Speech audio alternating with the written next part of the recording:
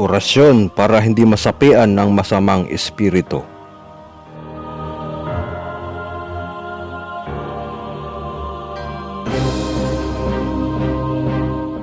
Pero bago ang lahat, kayo aking inanayahan mag-subscribe, like and share at pindutin nyo na rin ang notification bell para sa iba pang mga uploads.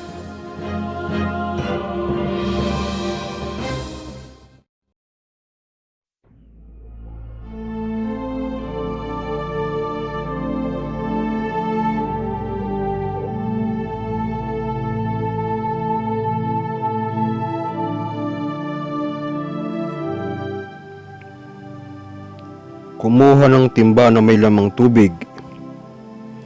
Lagyan ito ng holy water 7 beses, papatakan. Kung wala naman, ay isang dakot na asin. Ilagay sa timba na may tubig.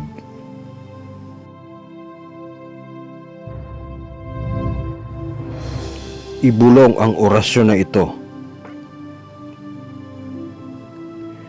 Jesu Christum, Agnus Dei, Domine, Dominum, Deum, Nostrum, Egusum, Egusum, Egusum, Salvame.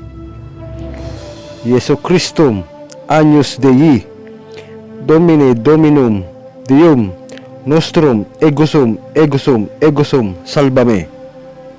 Jesu Christum, Agnus Dei, Domine, Dominum, Deum, Nostrum, Egusum, Egusum, Egusum, Salvame.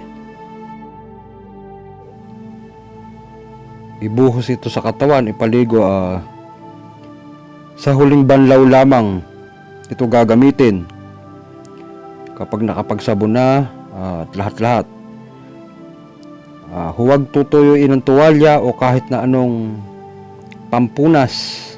Pabayaan lang siya matuyo sa hangin.